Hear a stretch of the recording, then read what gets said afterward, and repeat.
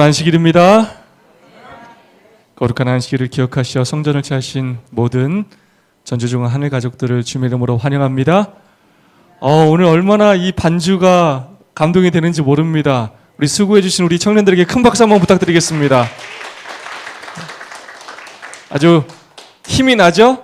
네. 하나님께서 우리 모두에게 각자가 할 일을 주셨습니다.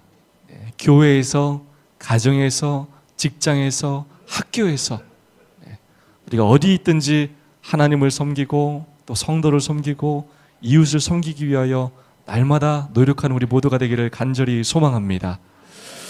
목사님께서 참 중요한 말씀을 하셨습니다. 전주 중앙교회가 부흥하면 여러분 어디가 변한다고요? 전라북도가 변합니다. 전주 중앙교회 그런 사명감이 있습니까? 네. 저한테도 이번 한 주일은 특별한 한 주입니다. 저도 그냥 온 거 아닙니다. 제가 올해 공릉동교회로 발령을 받고 부임한 지 1년 차라 원래 잡혀있던 출장들을 다 취소했습니다. 매달 한 번씩 가던 출장을 다 취소하고 3월 달에 제주대회 한번 집회를 가고 8월 달에 대구 경산 지역 그 집회 한번 가고 이제 더 이상 안 비우려고 했는데 전주 중앙교회 정말 제가 익산에 왔을 때, 군산에 왔을 때 서두에 말씀드렸던 것처럼 전주 중앙교회가 꼭 하면 좋겠다. 이렇게 전라북도의 교세가 왜 이리 약할까 하는 아픈 마음이 들었고 전주 중앙교회가 꼭 했으면 좋겠다는 마음이 있었는데 하나님께서 이번에 놀라운 섭리로 인도해 주셨기에 저도 다른 모든 것들을 다 제쳐놓고 갑자기 일정을 그렇게 교회의 양해를 구하고 잡아서 이렇게 오게 되었습니다. 그만큼 저도 이 전주중앙교회가 변화되고 부흥하기를 간절히 소망하고 있습니다. 그래서 이 전주 지역이 변화됐으면 좋겠고 호남합회가 더욱더 힘있게 이 사업을 했으면 좋겠습니다. 아무쪼록 이 일에 동참함으로 하나님께서 준비하신 놀라운 축복을 경험하는 우리 모두가 되기를 소망합니다. 군산중앙교회, 익산중앙교회, 이웃교회의 간증으로 끝나는 것이 아니라 이것이 우리의 간증이요 경험이요 축복이요 자랑이 되기를 소망합니다. 여러분 우리에게 안식일 중요합니까? 목숨처럼 중요합니다. 여러분 우리에게 재림 중요합니까? 우리의 소망입니다. 그래서 우리의 이름이 제7일 안식일 예수 재림교인 아닙니까? 그런데 여기에 뭐가 빠지면 문제냐? 사명이 빠지면 문제예요. 뭐가 빠지면 안 된다고요? 사명.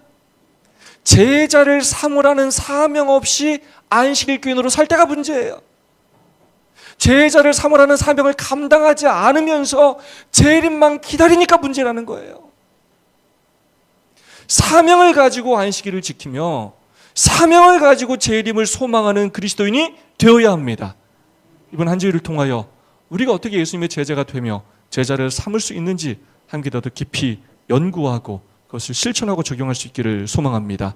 다시 한번 옆 사람과 사랑과 소망을 담아서 안아주시면서 갈비뼈가 부러질 정도로 안아주시면서 인사하고 시작하겠습니다. 하늘까지 함께 갑시다. 인사해 주시면 감사하겠습니다. 앞뒤로 인사해 주시고 옆에도 인사해 주시고 우리 장로님 혼자 계신데 저랑 한번 인사하겠습니다.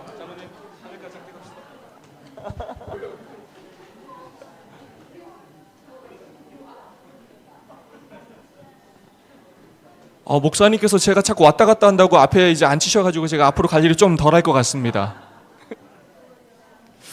이렇게 제도적으로 이렇게 장치를 마련하는 게 굉장히 중요한 거예요. 제도적으로 장치를 마련하지 않으면 제가 또 앞으로 간단 말이죠. 소그룹도 마찬가지예요. 성도들이 이렇게 끊임없이 교제하도록 제도적으로 마련이 돼 있어야 합니다. 개인적으로 수줍어하는 사람은 그렇게 하지를 못해요.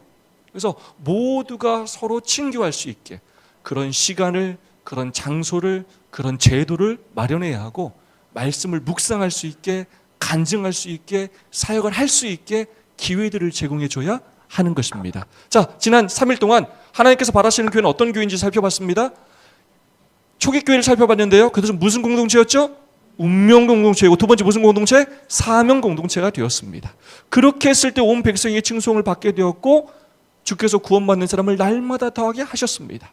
그러면 그들이 운명 공동체, 사명 공동체가 되었다는 말은 결국 뭐냐면 그들이 예수님의 뭐가 되었다고요? 제자가 되었다는 얘기예요. 그래서 마침내 제자를 삼게 되었을 때 운명 공동체가 되었고 사명 공동체가 되었다는 것입니다. 교회라는 것은 건물이 아니라 불러냄을 받은 무리들을 의미하는 것입니다. 그래서 하나님께서 원하시는 교회는 어떤 교회냐면 우리가 예수님의 뭐가 되고 제자가 되고 또 뭐 하는 거? 제자를 삼는 교회를 말하는 것입니다. 운명 공동체가 뭐냐? 제자가 되는 것이고 사명 공동체가 뭐냐? 제자를 삼는 것이에요. 이것이 반복적으로 우리의 삶에서 일어날 때 우리는 이웃들에게 칭송을 받게 될 것이고 이른 비성령을 경험했던 그들처럼 늦은 비성령을 받게 될 것이고 주께서 구원받는 사람을 이 교회에 날마다 더하게 하실 것입니다. 그래서 제자를 삼기 위해서 먼저 뭐가 중요하다고요? 제자가 되는 게 중요하다는 걸 배웠습니다. 예수님께서 어떻게 제자가 되게 하셨는지 살펴봤는데 첫 번째 뭐 하셨습니까? 부르셨습니다. 부르심에 제자들이 뭐 했고요? 응답을 했고요. 두 번째, 부른 다음에 가만히 있었던 게 아닙니다. 예수님께서 그들이 끊임없이 예수님을 떠나려고 왔다 갔다 할 때 예수님께서 뭐 하셨습니까? 그들과 함께 있어 주셨어요. 함께 있어 주시면서 두 가지를 나눠주셨습니다. 첫 번째 뭘 나누시고? 삶을 나누시고 두 번째 뭘 나누시고? 말씀을 나누시면서 그들을 영적으로 성숙시키셨습니다. 그렇게 하면서 그들이 온전히 제자라는 정체성을 갖게 하시면서 제자를 삼게 하셨다고 우리가 배웠습니다. 자, 그런데 이것이 몇 가지 관계에서 이루어지도록 훈련을 시키셨다고요? 세 가지 관계. 첫 번째 누구? 하나님. 두 번째 누구? 성도. 세 번째 누구? 이웃. 세 관계에서 두 가지 나눔이 순차적이고 지속적으로 이루어진다고 말씀을 드렸습니다. 하나님과 뭘 나누고? 삶을 나누고 말씀을 나누고 두 번째 누구와? 성도와 삶을 나누고 말씀을 나누고 세 번째 누구와? 이웃과 삶을 나누고 말씀을 나누도록 제자들을 훈련시키셨어요. 그런데 그 중간 다리를 하는 게 뭐냐? 바로 교회예요. 교회에서 제자들이 함께 공동체가 되어서 함께 누구를 섬기는 훈련을 하게 하셨고 하나님을 섬기는 훈련을 하게 하셨고 제자들이 함께 누구를 섬기는 훈련을 하겠다고요? 이웃을 섬기는 훈련을 하게 하셨어요. 그래서 교회는 하나님과 이웃을 연결하는 연결고리예요. 굉장히 중요한 공동체예요. 교회에서 하늘을 미리 맛보지 않으면 우리는 저 하늘에 갈 수가 없어요. 자, 그래서 하나님과 삶을 나누고 말씀을 나누는 일이 이루어지지 않아요. 아니, 이루어지는지 안 이루어지는지조차 우리가 안다 모른다? 몰라요. 관심이 없어요. 물어보지 않으니까. 그래서 예수님께서 개인적이고 이기적인 삶을 사는 제자들을 부르셔서 그들을 한 가족 삼아주시면서 서로를 섬기면서 예수님처럼 무화적이고 이타적인 삶을 살라고 가장 기본적인 제자 훈련으로 첫 번째 단계 소그룹을 사용하셨는데 그게 몇 명씩? 둘씩 짝짓기 하시면서 서로 연합하고 서로 격려하고 서로 기도하고 서로 봉사하도록 짝을 지어주셨다는 거예요. 이것이 예수님의 제자 훈련의 첫 번째 단계고 예수님의 목적이 모든 성도들이 이렇게 연합하는 것이 목적이라는 거예요. 이 모본을 더욱 엄밀히 따른다면 전도사분 뭐 할 거라고요? 훨씬 더 성공할 것이라고 선지자를 통해 우리에게 약속하셨다는 것입니다. 자, 어제까지 그럼 두 번째 단계를 살펴봤습니다. 하나님과는 멘토 제도를 통하여 삶을 나누고 말씀을 나누는 일이 날마다 이루어지도록 둘씩 짝지어서 돕게 하자는 거예요. 날마다 함께 하나님을 섬기는 걸 체크하고 서로 기도해주고 서로 나누고 또 서로 함께 또 누구를 섬기고? 이웃을 섬기고 그것이 가장 기본적으로 우리의 매일의 삶에서 이루어지게 하자는 것입니다. 자, 그렇다면 두 번째, 성도와 삶을 나누고 말씀을 나누는 일이 우리 안에서 지속적으로 이루어지고 있습니까? 그렇지 않다고요. 어제 통계 봤죠? 재림교회에서 열심히 신앙생활하는 사람은 몇 프로밖에 안 된다고요? 3%에서 10%밖에 안 된다. 제자 훈련을 받아본 사람도 5%, 받고 나서 또 다른 사람에게 제자 훈련을 시키는 사람들도 6%밖에 안 돼요. 전부 다 합쳐봐야 10% 정도밖에 되지 않아요. 그러니까 침례를 못 주는 교회가 60% 정도가 되는 거고 침례를 받고 교회를 들어와도 80% 정도가 1년 안에 교회를 떠나는 거예요. 정말 가슴 아픈 통계예요. 자, 그렇다면 우리 재림교회에 나눌 시간과 시스템이 있다고요? 없다고요? 있다고요? 없다고요? 있다고요. 진짜 가슴 아픈 이유는 뭐냐? 있는데 안 써먹고 있다는 거예요. 없어서 못하면 말을 안 해. 이럴 때는 이런 시간이 없는데도 이 시간을 일부러 만들어서 교회를 살리려고 하는데 우린 있는데도 제대로 못 쓰고 있다는 얘기예요. 이 얼마나 가슴 아픈 일이냐고요. 우리는 둘씩 짝지으라고 선지자의 기별을 통하여 성공을 확신해 주셨는데도 안 따라하고 이단이라고 하는 많은 종파들은 그것 따라해서 부흥하고 있다고요. 여러분 가슴 아파요, 안 아파요? 와, 이게 정말 가슴 아파요. 제가 정말 피토하는 심정으로 이야기를 합니다. 어려운 거 시키셨어요? 돈이 들어요? 조그만 교회는 못해요? 순종하지를 않아요. 관심을 갖질 않아요. 여러분 왜 관심을 안 갖는지 아십니까? 사명에 관심이 없으면 그건 아무 관심이 없어요. 그게 바로 영적으로 죽었다는 거예요. 자, 우리에게 나눌 시간과 시스템이 있다고요, 없다고요? 있다는 거예요. 저는 그래서 재림교회를 위대한 교회라고들 얘기해요. 저는 엘렌 G. 화이트를 선지자로 한 1000% 확신해요. 위대한 선지자예요. 선지자가 아니라면 그런 기별을 저희에게 주실 수가 없어요. 제가 제자훈련과 소그룹에 대한 많은 책을 읽어봤지만 그 어떤 한 대단한 학자가 쓴 책도 우리 엘렌 G. 화이트 선지자가 쓴 몇 구절에 비기지를 못해요. 완전히 꿰뚫어 보고 있어요. 자, 우리 재림교회가 우리가 가진 진리와 열심에 비해 부응하지 못하는 세 가지 이유를 살펴봤어요. 첫 번째 뭐고요? 개인주의. 이게 심각한 문제예요. 개인주의로 사는 제자들을 불러서 운명 공동체, 사명 공동체가 되게 하면서 이 땅에서 하나님의 나라가 뭔지를 보여주신 거예요. 그러려고 교회를 만드신 거예요. 근데 여전히 우리 교인들은 남은 물이라고 하면서 신앙을 다 어떻게 한다고요? 개인주의로. 교회 와서도 개인주의로. 혼자 앉아있고 얘기할 사람도 없고 관심 가져주는 사람도 없고 그냥 이렇게 앞만 쳐다보고 있다가 집에 가는 거예요. 두 번째, 어떻게 한다고요? 일방통행. 이건 여러분의 잘못이 아니에요. 우리의 시스템이 지금 그래요. 와서 뭐만 하고 간다고요? 듣고만 하고 가. 말할 시간을 안 줘. 교과 토의라고 하지만 토의가 돼야 안 돼요. 토의할 시간도 없고 앞에서 가르치다 끝나. 근데 그 말이 무슨 말인지 잘 모르겠어.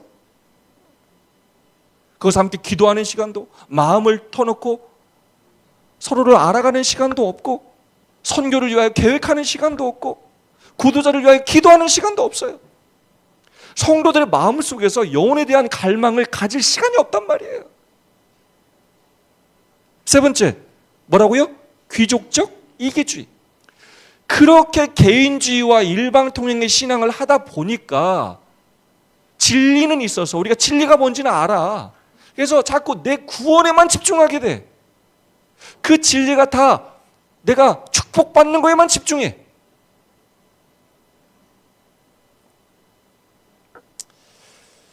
그런 삶을 사는 우리에게 또 제자들을 위해서 예수님께서 다음 방법으로 사용하신 제도가 뭐냐? 바로 소그룹이에요.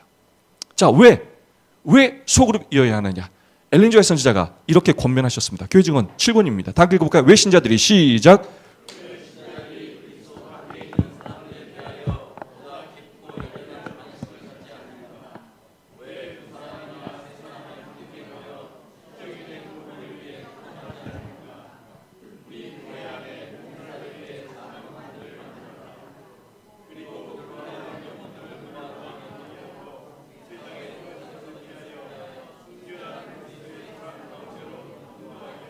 아니 왜 밖에 있는 영혼들을 구원하기 위해서 왜 관심을 갖지 않고 왜 기도하지 않냐고요? 왜 너희들끼리만 교회 와서 그냥 은혜 받고 집에 가냐고요? 지금 이렇게 말하고 있는 거예요. 두세 사람이 함께 모여서 구원을 위해서 왜 탄원하지 않냐고요? 왜 교회 와서 기도할 시간을 안 주냐고요? 왜 함께 모여 기도하지 않냐고요? 교회 안에 봉사, 섬김을 위하여. 자, 누구누구를 섬겨야 돼? 첫 번째, 하나님. 두 번째, 성도. 세 번째, 이웃을 섬겨야 돼요. 교회 와서 이 봉사만이 모든 봉사의 끝이 아니에요.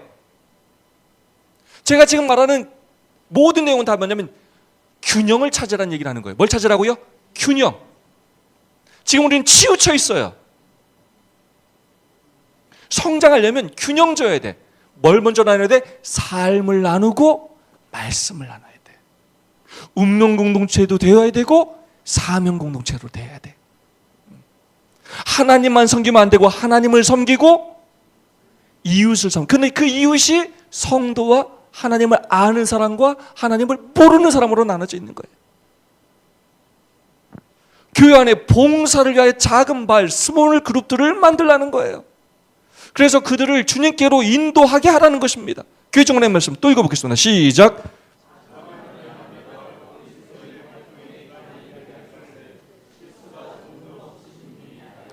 자, 작은 발, 스몰 그룹을 만들어서 그리스도인 활동의 기반, 이게 중요한 표현입니다. 여러분, 기반을 다른 말로 뭐라고 좀 할 수 있겠어요? 기초라고 할 수 있어요. 기초. 둘씩 짝 짓는 것도 기초가 되게 하고, 예수님께서 그렇게 하셔서 12를 불러가지고 12를 쪼개서 둘씩 나누게 하셨어요. 70인을 불러서 둘씩 쪼개서 나누게 하셨어요. 12 다음이 둘에 6 다음이 12이었어요. 그 다음에 70이었고. 자, 무슨 말이냐? 이것이 활동에 뭐가 되게 하라고요? 기초. 소그룹을 하고 싶으면 하고 안 하고 싶으면 안 하고 이런 게 아니라는 거예요. 멘토를 하고 싶으면 하고 안 하고 싶으면 안 하고 이게 아니라는 거예요. 이게 활동에 뭐가 되게 하라고요? 기초. 여러분, 군대가, 남자분들 군에 갔지만 군에 가면 첫 번째 뭐가 있습니까? 조직이 뭐가 있어요? 제일 작은 조직이 뭐예요? 분대. 분대 다음에 뭐예요? 소대. 그 다음에 뭐예요? 중대. 그 다음에 뭐예요? 대대. 분대로 멘토가 짝지어지고, 멘토가 모인 게 뭐가 되게 하고, 소대가 되게 하고, 소대가 모인 게 뭐가 되게 하고, 중대가 되게 하고, 이렇게 해서 전라북도가 군대처럼 조직되어야 하는 것입니다. 예수님께서는 선지자를 통하여 교회의 역할 2가지를 얘기하셨어요. 첫 번째 뭐냐? 교회는 병원이에요. 병원. 죄인들이 이 죄를 치료받기 위하여 예수님 앞에 나오는 거예요. 그래서 우리는 병원에서 죄 사함을 받고 용서를 받고 치료를 받는 겁니다. 근데 그게 끝이 아니야. 2번째, 교회를 군대라고 묘사해요. 교회는 뭐라고요? 군대예요. 이게 출애굽 사건하고 똑같아요. 죄의 노예들을 치료해 주시고 건져내셔요. 홍해를 건너요. 그 다음에 광야에서 뭘 조직해요? 군대를 조직해요. 하나님의 나라를 조직합니다. 그리고 그들이 행군하는 겁니다. 그래서 가나안 땅을 뭐 하는 거예요? 점령하는 거예요. 맨날 환자로만 교회에 오면 된다 안 된다? 안 돼요. 우린 그 은혜로 치료를 받고 예수님의 뭐가 된다고요? 제자, 하나님의 군사들이 되어야 합니다. 그러기 위해서 뭐가 필요하다고요? 조직, 기초가 필요하다. 활동의 기초가 필요하다는 거. 그게 뭐라고요? 소그룹이에요. 왜냐? 이렇게 단체가 한 번에 움직이는 건 쉬워요, 어려워요? 어려워. 평일에 어떻게 이렇게 다 움직이냐고. 이 모든 군대들이 연합하는 날이 안식일이에요. 멘토가 활동하고 소그룹이 활동하고 모여서 보고하고 간증하는 날이 무슨 날이라고요? 안식일이에요. 안식일은 아무것도 안 하고 그냥 쉬는 날이 아니에요. 평일에 아무것도 안 하니까 안식일이 할 게 없는 거예요.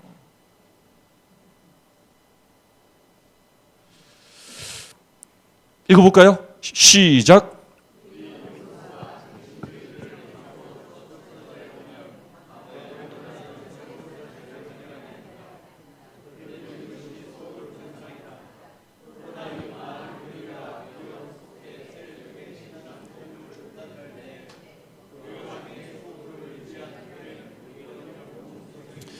한국교회 트렌드라는 책에서 개신교 연구소에서 다양한 것을 연구했는데 그 연구 결과를 이 책을 통해서 발표했는데 코로나 때 많은 교회들이 침체되고 망하기도 했어요. 그런데 코로나 때도 부흥하고 성장한 교회가 있었다는 거예요. 근데 다 조사해봤더니 그 특징이 뭐였냐면, 공통된 특징이 뭐냐면 그 교회들이 다 뭘 하고 있더라? 소그룹을 하고 있다.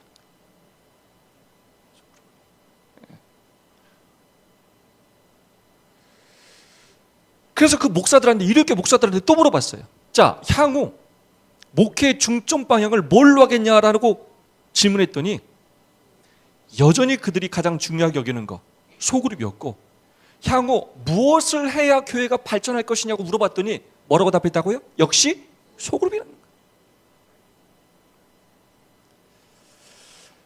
일요일 교회 목회자들은, 대형교회 말고 대부분의 이 교회 목회자들은 그 교회가 자기 사업체예요. 그러니까 그거 살리려고 목숨을 걸어야 안 걸어요? 목숨을 걸어.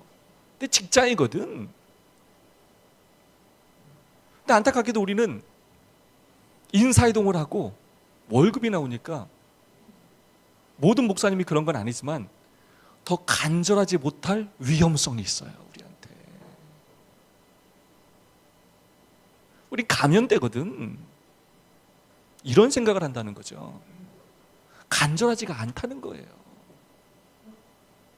근데 문제는 뭐냐? 이러면 우린 다 같이 죽는 거예요.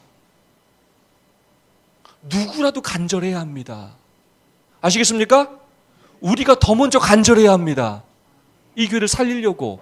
그래야 죽어가는 사람 우리가 뭐 할 수 있다고요? 살릴 수 있는 거예요. 2017년 일기 교과책에 이런 말씀이 있었어요. 역사가 이제껏 증언해온 가장 강력한 선교적인 확장은 성령의 책임만 이루어졌다. 하나님은 충성심이 분열된 큰 그룹보다 그분에게 헌신하 연합한 작은 그룹을 통해서 더 많은 일을 이루실 수 있다.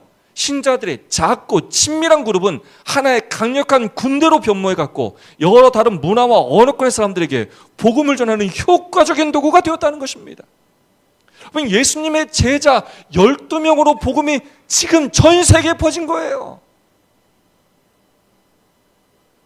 모든 기독교 역사에 있어서 부흥의 역사에는 반드시 소그룹이 있었어요. 많은 사람을 통하여 부흥이 일어나는 게 아니라는 거예요. 준비된 소수를 통하여, 목숨을 바쳐 헌신하는 군사들을 통하여 일어났다는 거예요. 마지막 늦은 비 성령 또한 마찬가지라는 것입니다. 자, 레이번이라는 학자가 쓴 책이에요. 제목이 뭐냐? 자, 와 우리 함께 예배하자라는 책이에요. 너무 중요해요. 함께 해볼게요. 나는 시작.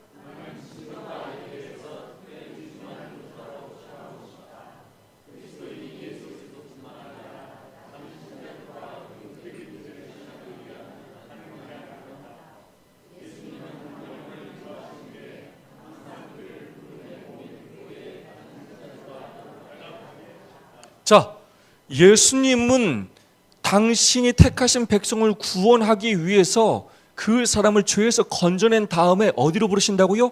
교회로 불러. 교회로 불러서 다른 사람하고 뭐 하게 하신다고요? 연합하게 하셔. 그래서 첫 번째 뭐가 되게 하시고, 운명 공동체가 되게 하시고, 두 번째 뭐요? 사명 공동체가 되게 하셔요. 이렇게 하지 않는 이상 이 사람이 영적으로 성장할 수 있다 없다? 영적인 성장을 할 수도 없고 하늘나라에 갈 수도 없어요. 사랑을 배울 수도 없고, 온유를 배울 수도 없고, 겸손을 배울 수도 없고, 어떤 성령의 열매를 맺을 수도 없어요. 반드시 다른 사람과 부딪히면서, 이해하면서, 사랑하면서, 용서하면서, 긍휼히 여기면서 이 진리들을 깨달아 아는 거예요. 그걸 직접 보여주려고 예수님께서 이 땅에 육신을 입고 오셔서 똑같이 살아주신 거예요. 자, 그런데 첫 번째 문장이 중요해요.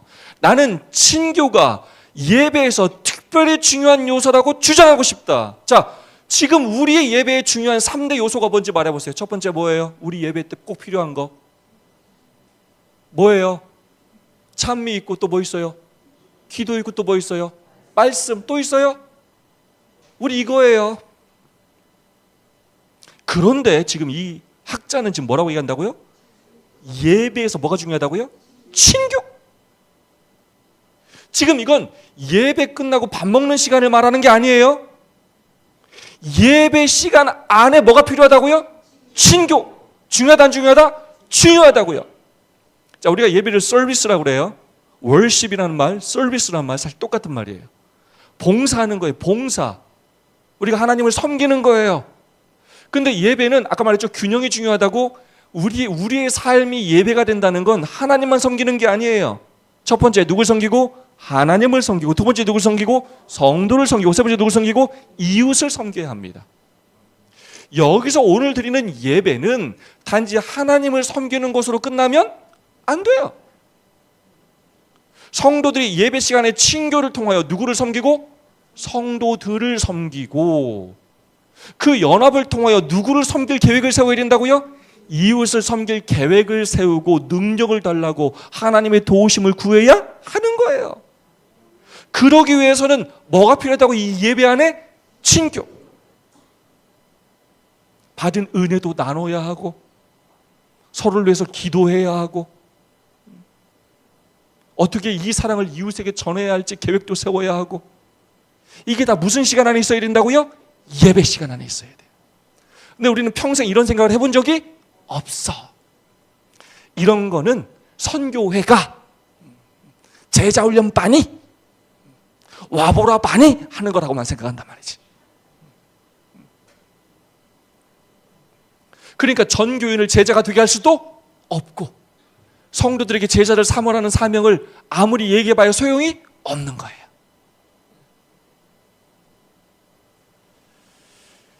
친교는 예배에서 너무나 중요해요.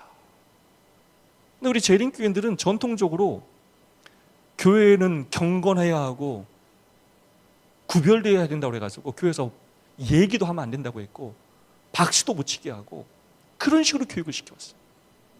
그래서 인사도 못하게, 하늘까지 함께 갑시다 하면 난리가 나. 악수하면 난리가 나. 어떻게 신앙교육을 받아왔는지, 여기에 누가 와서 여기 숨 쉴 수 있겠어요? 지금 구도자와 초신자가 와서 그런 공동체에서 숨 쉴 수 있겠어요? 한 영혼도 구원할 수 없어요. 자, 인간은 네 가지 감정이 있어요. 자, 소속감을 느껴야 합니다. 내가 어딘가에 소속됐다는 느낌이 있어야 안정감을 가져요. 그리고 또 그래야 자존감을 갖고요. 또 수용감을 사람은 또 느껴야 합니다. 이 네 가지 감정을 느낄 수 있는 곳이 어디냐? 소그룹이에요. 내가 소그룹에 소속돼 있을 때 소속감을 갖게 되고, 그곳에서 서로 대화를 주고받으면서 수용감을 갖게 되고, 안정감을 갖게 되고, 내 존재 가치를 느끼면서 자존감을 갖게 돼요. 전체 회중 안에서는 저 네 가지 감정을 갖는 게 쉽지가 않아요. 왜냐? 결국 이것은 시간을 누가 많이 쓰냐, 누가 대화의 주도권을 갖냐에 따라 달라지는 거예요. 말을 많이 하는 사람이 힘이 있는 거예요. 근데 소그룹은 뭐냐면 말을 똑같이 할 기회를 다 주겠다는 거예요. 그건 굉장히 혁명적인 일이에요, 교회 안에서. 왜 사대부들이 조선시대 때 이렇게 한글을 창제하는 걸 싫어했느냐? 글을 이 평민들이 알게 된다는 거, 뭘 뺏기는 거예요? 예, 권력을 뺏기는 거예요. 그래서 옛날에 천주교에서는 성경을 아무나 보지 못하게 했어요. 그래야 자기를 마음대로 백성들을 이끌 수 있기 때문이에요. 근데 우리는 만인 제사장설이에요. 우리 모두는 하나님 앞에 다 평등해요. 여러분 그렇습니까? 우리 위대한 교회입니까? 위대한 사상과 신학을 가지고 있는 교회예요. 자, 의사소통 비율이 있습니다. 메로비안 법칙이에요. 자, 제가 이렇게 말하지만 말은 7%밖에 의사소통을 할 때 전달이 안 돼요. 제가 막 가만히 있어요? 안 있어요? 제가 지금 가만히 있지를 못해. 이것들을 더 뭐 하고 싶어가지고? 잘 전하고 싶어가지고 행동의 38%를 차지해요. 제 표정 봐요. 제 얼굴 막 가만히 있어요? 근데 보세요.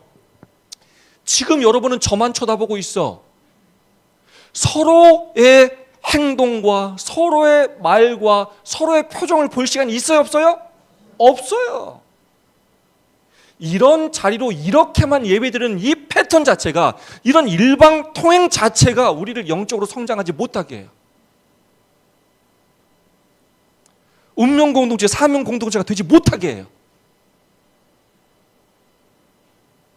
시간, 제도, 장소, 앉는 방법, 많은 것의 변화가 필요해요.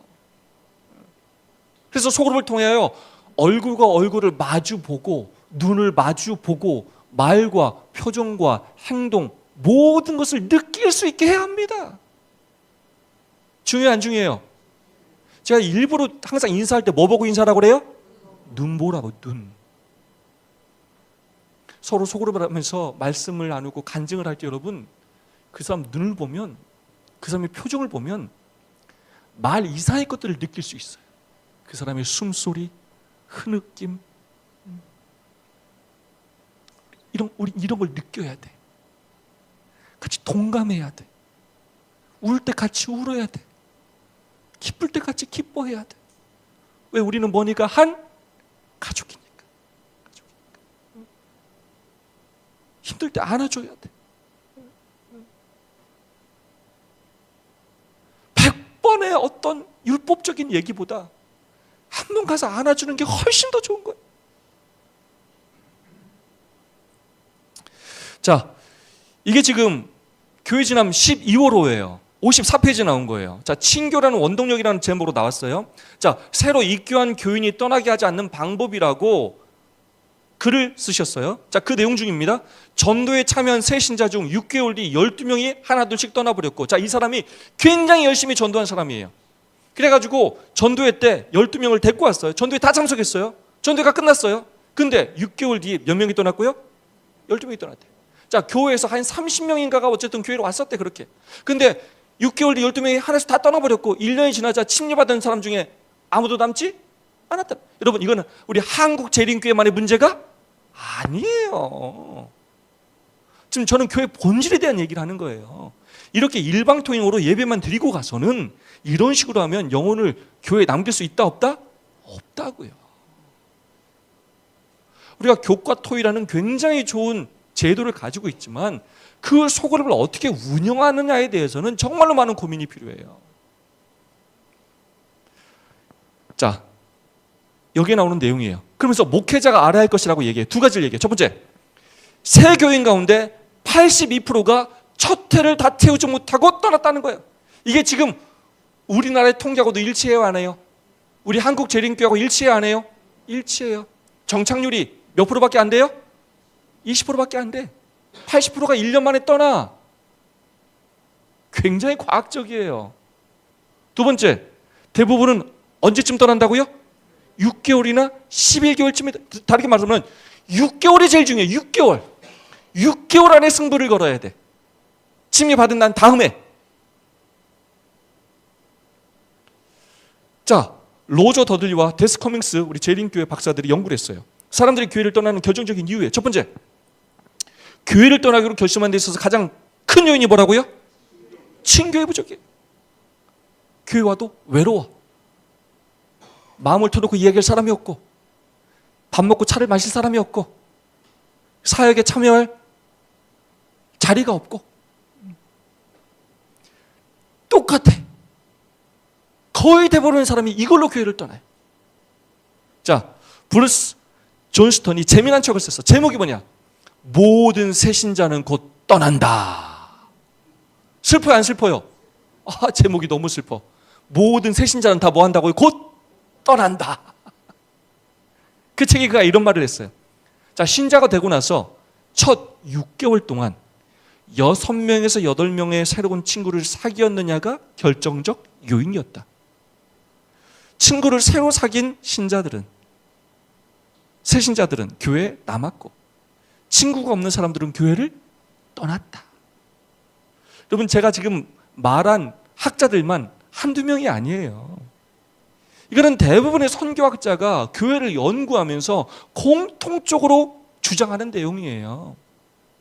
6개월 안에 몇 명의 친구를 사귀어야 된다고요? 6명 이상의 친구를 사귀어야 돼요. 근데 그게 가능한 게 뭐라고요? 소그룹이에요.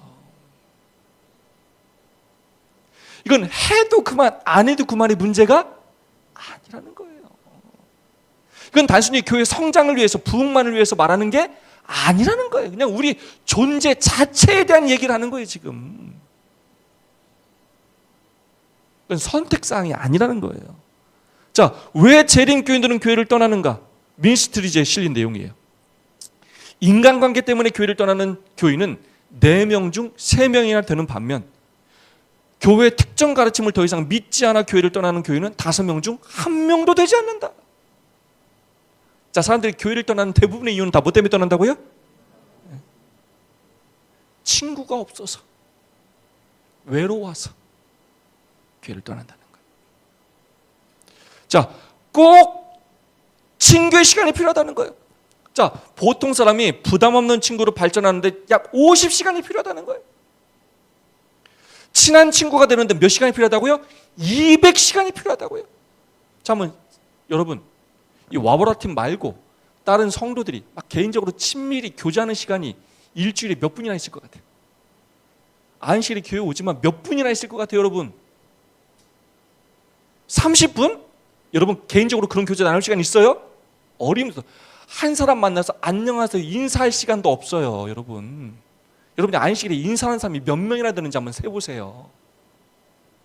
그럼 도대체 교회에 몇 년을 다녀야 친한 사람이 되겠냐고요. 몇백 년 다녀야 될걸? 그런데 이 모든 것들을 가능하게 하는 게 뭐라고요? 소그룹.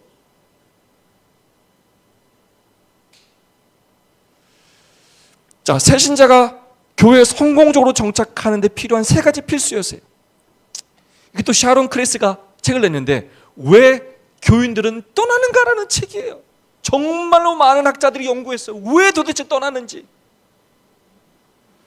근데 그들이 교회에 정착시키는 세 가지 필수 요소를 발견했는데 첫 번째가 뭐냐? 자신이 가진 믿음을 분명히 표현할 수 있어야 된다는 거예요. 두 번째가 뭐냐? 교회 내에 친구가 있어야 됩니다. 이상적인 숫자가 몇 명이라고요? 6명에서 8명. 여기서 계속 반복돼요. 최소 몇 명이 필요하다고요? 6명. 몇 개월 안에? 6개월 안에. 세 번째, 자신이 좋아하고 적극적으로 참여하는 소그룹이 있어야 된다는 거예요. 자, 이 세 가지를 다 아우를 수 있는 게 뭐냐면 3번이에요. 3번. 자신이 좋아하고 적극적으로 참여하는 소그룹이 있으면 그곳에서 안정감, 수용감, 자존감 다 갖게 돼. 그래서 몇 명의 친구를 사귀게 돼요? 6명 이상의 친구를 사귀게 돼. 거기서 내 믿음에 대해서 뭐 할 수 있게 돼요? 말할 수 있게 돼. 성도들끼리 연합하게 되고 영적으로 성장할 수밖에 없게 된다는 거예요. 이거 해야 돼요? 안 해야 돼요? 안 할 이유를 한 가지라도 한번 말해보라고. 자, 헌터가 교회의 성장의 기초라고 책에서 이런 말을 했어요. 다 함께 읽어볼까요? 시작.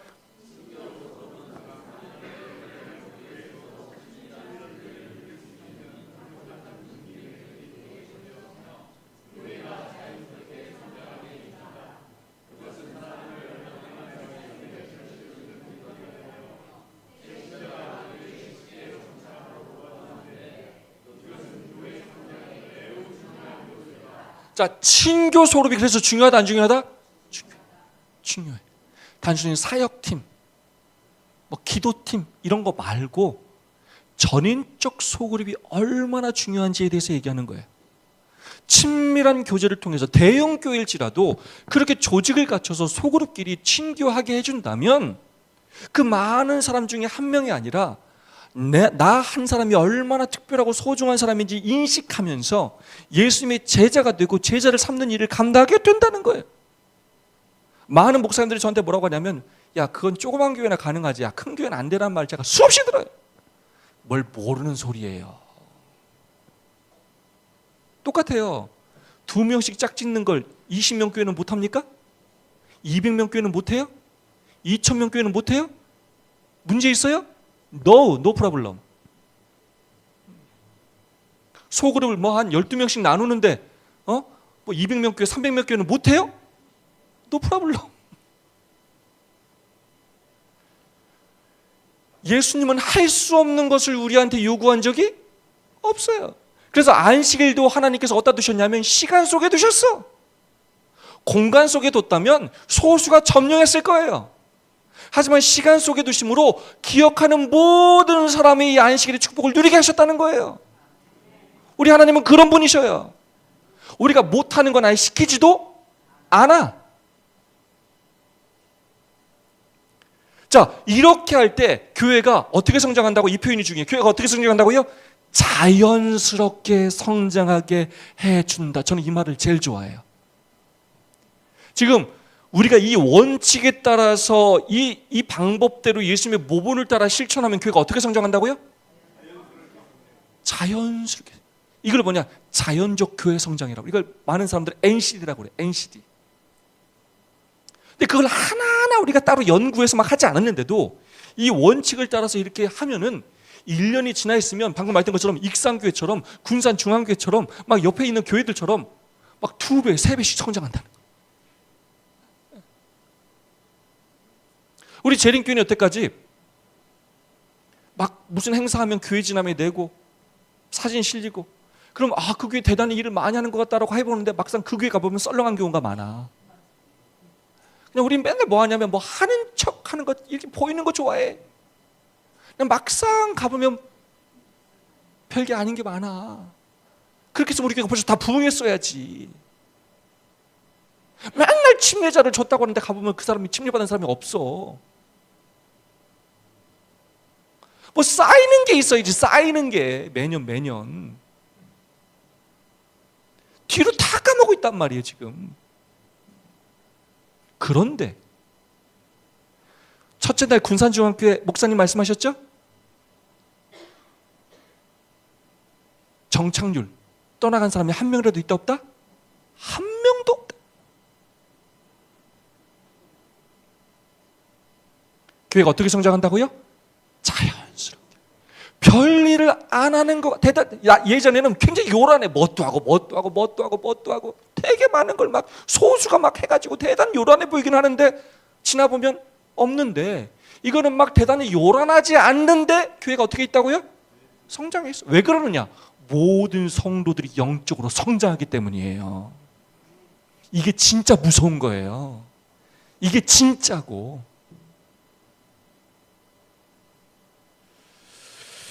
특별히 왜 성장하느냐? 이게 중요한 표현이에요. 하나님의 말씀에 연결시켜주는 고리가 되며. 자, 사람들이 뭘로 연결된다고요? 이 사람들이 말씀 중심의 삶을 살게 돼요. 그냥 노는 무리가 아니에요. 우리가 말씀으로 똘똘 뭉쳐요. 그 고리에서 사람들이 벗어나질 않아요. 평소에 맨날 설교만 듣던 사람들이 말씀을 묵상하게 되고 자기가 받은 말씀을 고백하게 되고 간증하게 되고 그 말씀대로 살려고 노력하게 되고 하나님이 축복하시겠어요? 안 하시겠어요? 축복하셔요. 영혼을 구원하려고 어떻게든 노력하고 기도하고 이런 일들이 속으로 반해서 일어나기 시작하면 교회는 자연적으로 성장해요. 여러분 하나님이 축복 진짜 하시겠어요? 안 하시겠어요? 하시죠. 뿐만 아니라 이렇게 하면 새신자가 교회에 어떻게 정착한다고요? 쉽게 정착해. 왜냐? 아까 말했던 그 모든 요소들을 다 갖추기 때문에. 그래서 제가 내일도 얘기하지만 저는 초신자 구도자 오면 절대로 목회자와 성경 공부를 처음에 시작하지 않아요. 그건 잘못된 방법이에요. 그럼 이 사람 어디에 가야 돼요? 소그룹에 가야 돼요.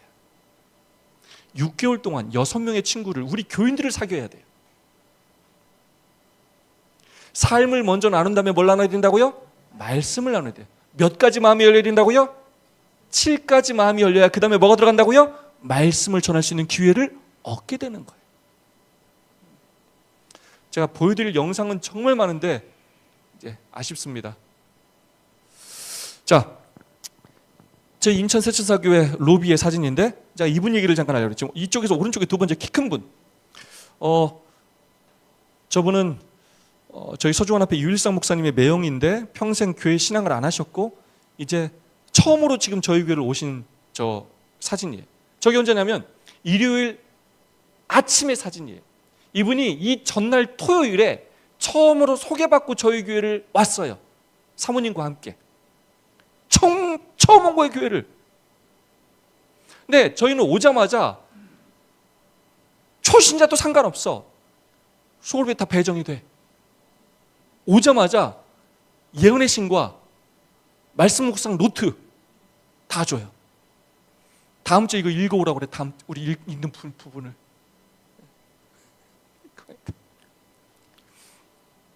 근데 이 다음 날에 이게 지금 교회를 처음 온 다음 날이에요. 제가 저희 사택이 4층이라 제가 4층에 있다가 아침에 내려가 봤는데 막 저 소굴이 막 교회 일을 하고 있어 저기서. 근데 제가 못 보던 분이 있어 뒷모습이. 근데 저분이 와 있는 거예요. 제가 가서 아니 왜 오셨냐고. 여기 누가 오라고 그랬냐고 지금 이 아침에. 그랬더니 자기가 왔대. 왜 왔냐고. 어제 소그룹 시간에 소그룹의 마지막 단계가 사역 시간이에요. 사역을 나누는 시간이에요. 사역을 나누는 시간인데 이 소그룹에서 우리 내일은 교회를 좀 수리를 해야 되겠다고. 아침에 모여서 교회 수리할 거라고. 이분이 이 얘기를 들었어. 소그룹 반원들이 이 사람한테 나오라는 얘기 했다 안 했다? 안 했어. 그런데 이분이 그 얘기 듣고 자기도 하겠다고 그냥 일요일에 뭐 한 거예요? 나온 거예요. 우리가 나오라고 한 적이 없어. 말씀 묵상로도 줬어요. 이거 읽어오라고. 그땐 다음 주에 성경 공부도 평생 안 해봤는데 지금 그 힘든 부조화 선지자를 읽어왔어. 몰라서 몇 번을 읽었대.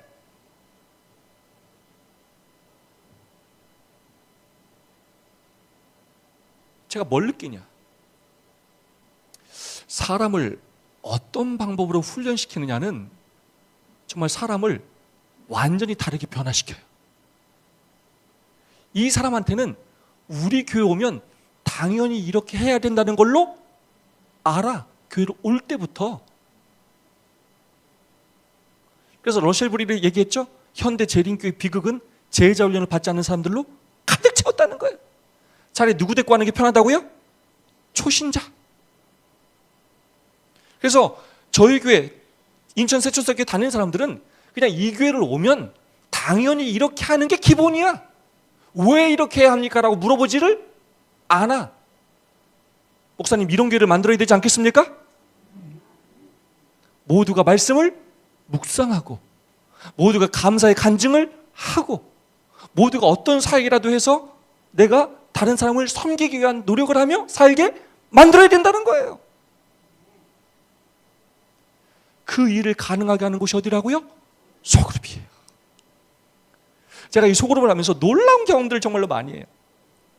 제가 내일 오후도 얘기하겠지만 이 소그룹을 하면 나눔이 있어요. 삶을 나누고 말씀을 나누고 사역을 나누고 하는데 우리 장로님들이 뭐라고 하냐면 전에는 정말로 갈등들이 있었고 하나 되지 못했었는데 이 소그룹을 통해서 정말 하나 되는 경험을 했고 이분들이 말씀을 읽으면서 사도행전을 읽으면서 어떤 경험을 하냐면 이분들이 제가 뭐라고 한 적 한 번도 없는데 자기는 목숨을 바쳐서 복음을 전했다고 자기 입으로 간증을 해. 내가 그렇게 하라고 한 적 있다 없다? 없어. 자기 입으로 간증을 해. 그렇게 하겠다고 살겠다고 그렇게 살지 못해서 죄송하다고. 사역을 하면요 저 평소에는 말씀을 안 읽어서도 맨날 당당하고 맨날 남을 지적하고 했던 분들이 한 주 말씀을 잘 묵상하고 해오지 않으면 뭐라고 하냐면 죄송합니다 라고 해. 다음 주에는 말씀을 잘 묵상해오겠습니다 라고 해. 누가 혼낸 적 있어요 없어요? 근데 자기 입으로 뭐 하다고 한다고요? 죄송하다고. 내가 말씀을 묵상하지 못했다고. 사역을 하지 않으면 죄송하다고.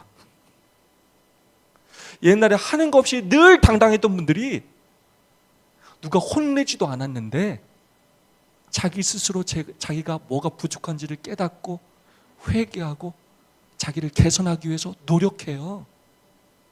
소그룹 안에서 서로가 서로에게 스승이 되어서 끊임없이 서로 향상할 수 있도록 도와주게 되는 거예요. 이건 굉장히 고차원적인 교육 방법이에요. 원리를 알고 올바로 적용하기만 한다면. 그래서 이분이 작년에 침례를 받고 지금 이분들이 이 교회에 왔을 때 새로운 신자들이 이분들이 한 3달인가 교회를 다녔을 때 어쨌든 제가 인천 세천사교회 있을 때 한 4년 동안 100교회가 방문을 했어요. 근데 방문하는 교인들이 같이 소그룹을 참석하고 아까 그분한테 뭐라고 하냐면 장로님이세요? 라고 물어봐요. 이분 장로님이냐고. 지금 교회 온 지 몇 달 됐는데? 3달 됐는데. 뭐가 사라지냐면 이 사람이 장로님인지 집사님인지 초신자인지 구도자인지가 구별이 안 돼. 다 말씀을 묵상해오고 다 간증을 하고 다 막 사역을 하려고 노력하고 그게 기가 차고 놀라워.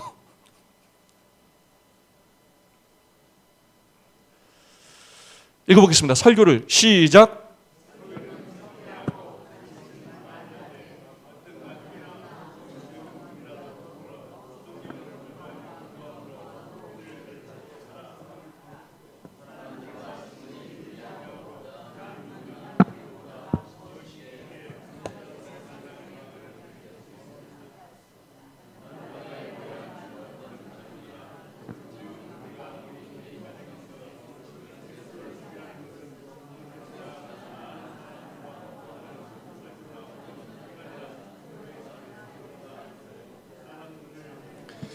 자, 전도회로 교회에서 그렇게 복음을 전하는 것보다 소그룹으로 가정에 모여서 친근히 교제할 때 훨씬 더 성공적일 때가 많다는 거예요.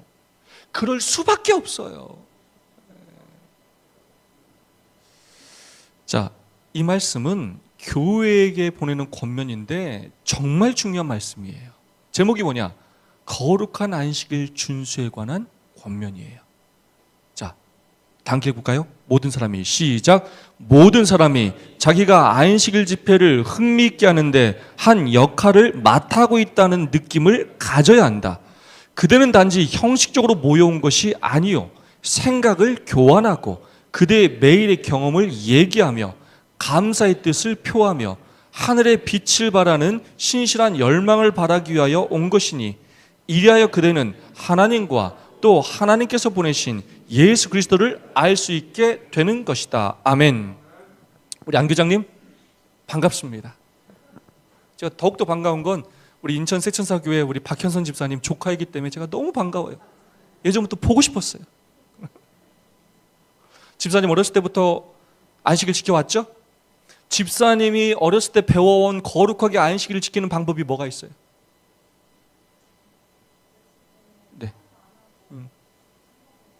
성경 보고 말씀 보고 TV 안 보고. TV 보면 돼, 안 돼?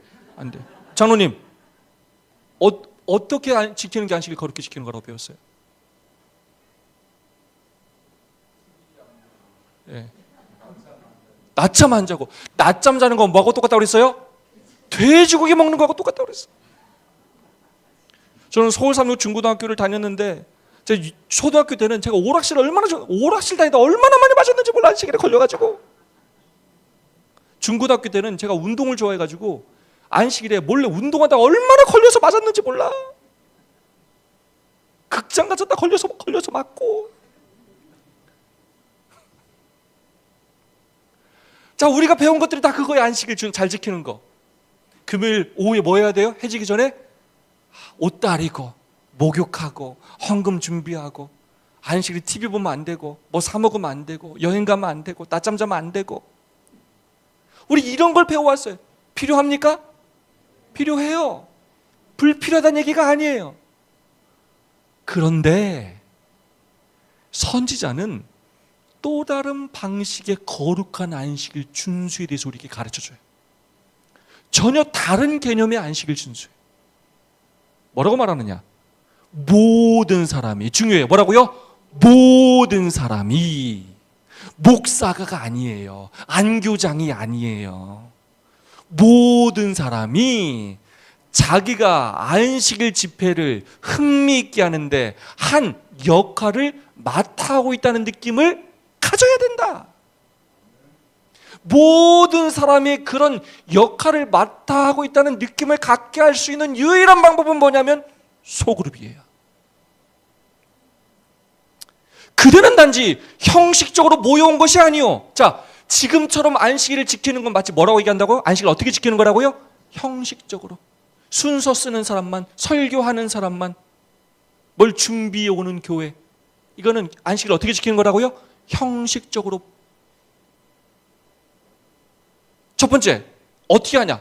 뭐가 필요하냐? 생각을 교환하고. 어떤 시간이 필요하다고요? 성도들 간에 모든 사람이 뭘 교환할 시간이 필요하다고요?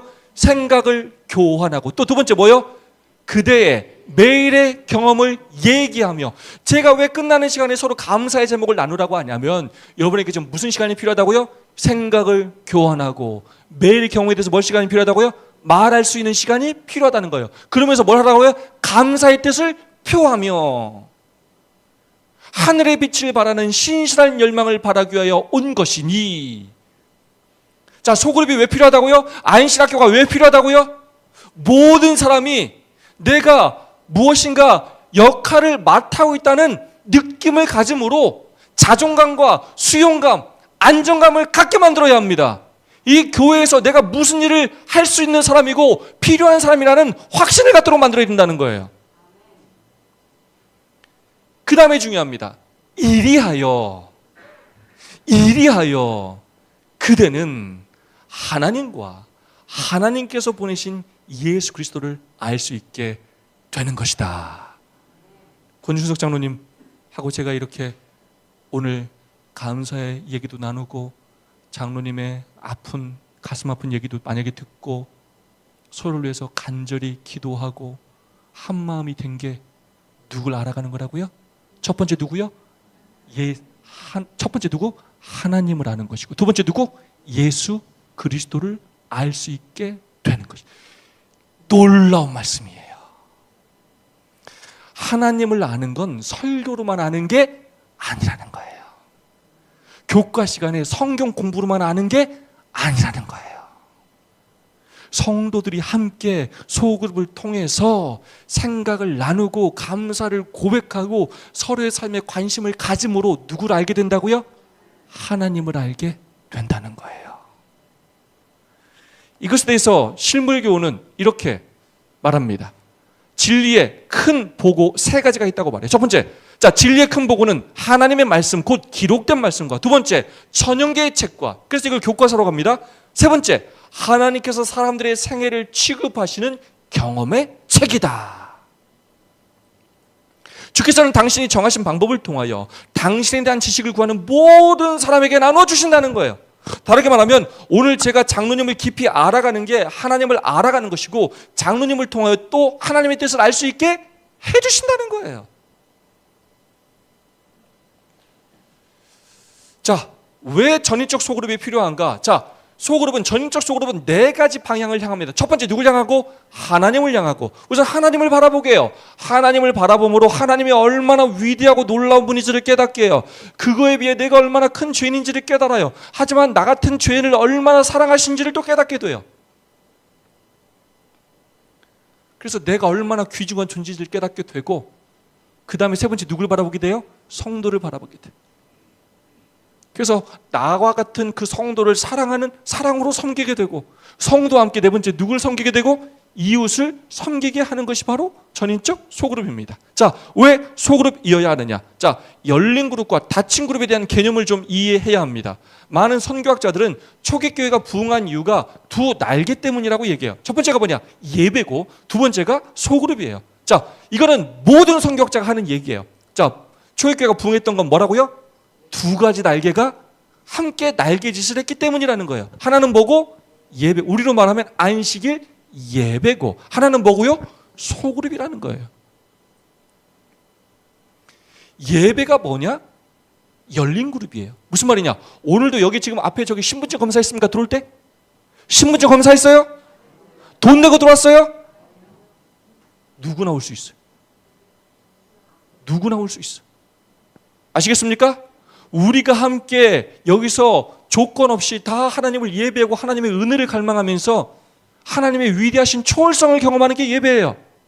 근데 이것만으로는 하나님을 온전히 알 수가 없어. 또 다른 하나님을 만나야 돼. 그게 뭐냐? 바로 닫힌 그룹이에요. 무슨 말이냐? 열린 그룹 안에서는 여기서 세세하게 지난주에 무슨 일이 있었는지, 무슨 아픔이 있는지, 무슨 기도 제목이 있는지 물어볼 수가 없어. 그래서 닫힌 그룹이 필요해. 서로 마음을 터놓고 신뢰하면서 이야기할 수 있는 대상이 필요해. 그게 멘토고 그게 소그룹이에요. 그렇게 하면서 내재성, 저 위대하신 하늘에 계셨던 그 하나님이 일주일 동안 누구와 함께 하셨다? 나와 함께 하셨다. 내가 만난 그 하나님을 뭐 할 수 있어야 된다고요? 나눌 수 있어야 돼. 그 모임이 필요해. 그게 뭐라고요? 소그룹이에요. 아까도 얘기했죠? 지금 제가 강조하는 건 뭐라고요? 균형. 왜 우리 재림교회가 부흥하지 못하느냐? 화요일도 예배, 금요일도 예배, 안식일도 예배, 올라 꼬꾸라지네 계속 이쪽으로. 근데 해결책이 뭐냐? 이쪽에 아름을 들고 더 무거운 걸 들고 해볼까? 날개를 바꿔볼까? 매니큐어를 칠해볼까? 계속 다른 해결책을 제시하네. 뭘 펄럭여야 되는데? 아니 일요일 교회 목사들도 다 하는 걸 우리는 왜 안 하냐고.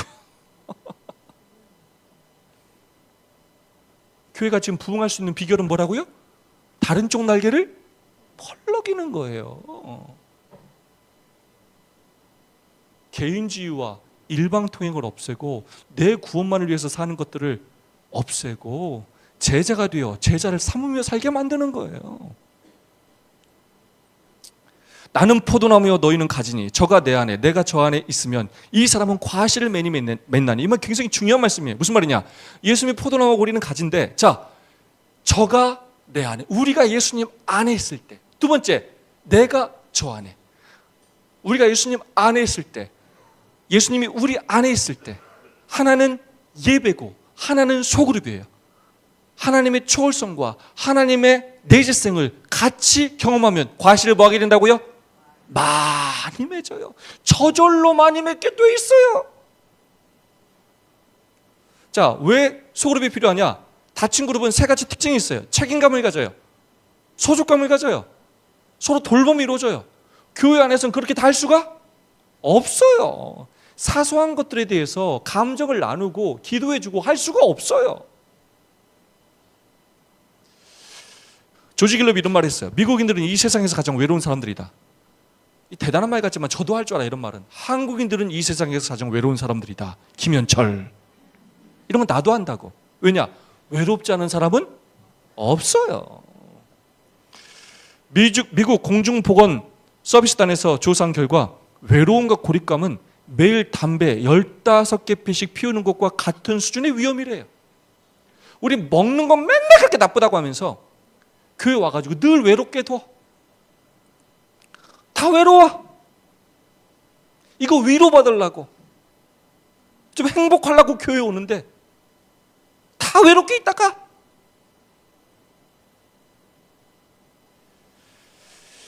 한국이요 지금 큰일 났어요. 아파도 부를 사람이 없대요. 지금 독거노인들이 정말 많고 이 사람들이 사회적으로 고립돼가지고 대화할 사람도 없어요. 이제 노인들만 그런 게 아니라 젊은 세대도 그런 사람들이 정말 많아요. 그래서 자꾸 개를 키우는 사람과 고양이를 키우는 사람들이 많아지는 거예요. 사람들이 소통을 하지 않아요. 개인주의가 크게 치닫고 있어요. 이기주의가 크게 치닫고 있어요. 젊은이들이 희생과 헌신하기 쉽기 때문에 결혼 자체를 하지 않으려고 그래요. 증언복음 1권의 말씀입니다. 우리는 시작. 우리는 하나님의 자녀로서 행복을 위하여 서로 의존한다. 우리가 형제들을 동정하고 다른 사람들을 축복하기 위한 우리의 활동에서 행복을 얻는 것은 우리의 사교적 본성을 적절히 개발함으로써이다. 하늘의 행복은 거룩한 존재들의 순결한 교제 속에 축복받은 천사들과의, 또한 어린 양의 피로 그 두루마리를 빨아 희귀한 구속받은 자들과의 조화로운 교제의 생애 속에 존재할 것이다. 자, 굉장히 중요한 말씀이에요. 우리는 혼자 행복할 수 있다 없다? 없어요. 우리는 행복을 위해 서로 뭐 한다고요? 의존돼 있어요. 의존돼 있어요. 서로 사랑을 주고받아야 행복해요. 저한테 간혹 이런 집사님이 있어요. 목사님, 전 원래 쌀쌀 맞아요. 제가 쌀쌀 맞게 말아도 그런 줄 아셔요. 제가 뭐라고 하냐면, 집사님 그러지 마셔요. 평생 그렇게 살 거면 우리가 뭐하러 예수님 믿습니까? 우리 예수님 믿는 이유가 뭐예요? 변화되려고. 예수님 닮아가려고 예수님 믿는 거 아니에요? 목사님, 저는 원래 내성적이에요. 저는 말 같은 거 안 해요. 저한테 그런 거 시키지 마세요. 그러지 마시라고요. 마시라고.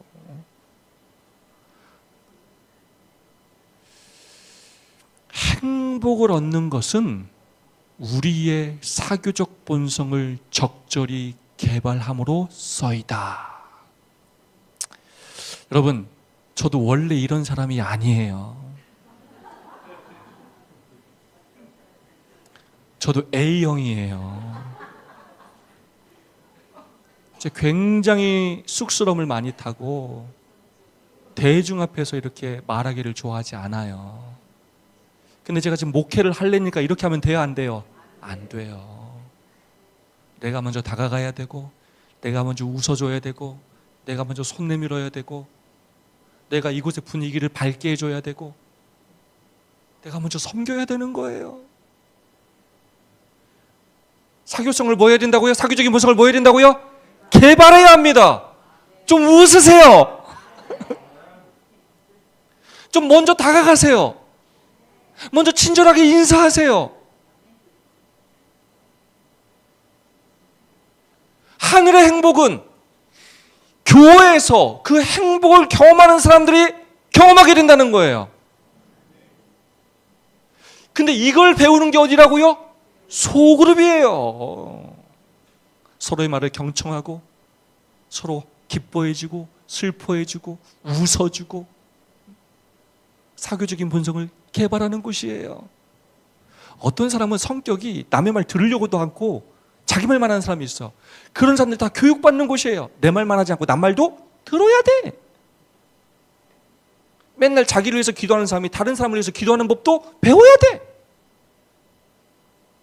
규칙 안에서 공동체가 함께 그 일을 해나가야 합니다. 왜 우리 교인들이 열심히 신앙했지만 변화되지 않냐? 다 자기 고집대로 신앙하기 때문이에요. 안 변해. 독고다이야, 독고다이. 교제할 줄을 몰라. 이웃들하고 섬길 줄 몰라. 인사 한마디 먼저 걸릴 줄 몰라. 제대로 소그룹을 안 했기 때문이에요. 자, 시간이 정말 많이 지나가네요. 골만이라는 사람이 쓴 신앙 공동체라는 글입니다. 우리 두 청년이 한번 크게 읽어볼까요? 근처 시작. 다시 더 크게 시작.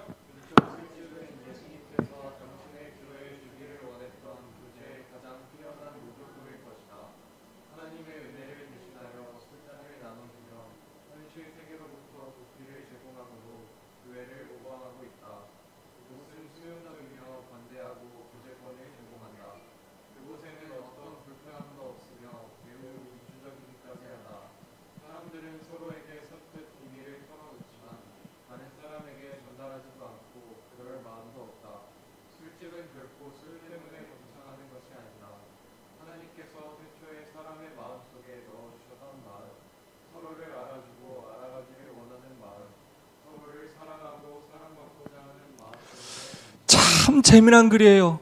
술집은 망한다, 안 망한다? 안 망한다는 거. 왜요? 뭘 줘요? 교제권을 줘요. 교제권을 제공해요. 왜 이렇게 많은 술집이 있느냐? 왜 그렇게 많은 카페가 생기느냐? 뭘 준다고 거기는요? 교제권을 줘요. 교제권. 근데 원래 교제권을 주려고 만든 교회는 지금 교제권을 준다 안 준다? 다 뺏어버렸네. 입 다물라고. 어디 지금 아멘 크게 하라고. 아멘. 딴 거 하지 말고. 이런 식으로 우리는 가르친단 말이죠. 지금 아는 거 있으면 토의하는, 뭘 아는 게 있어야 토의를 하지. 초신자한테.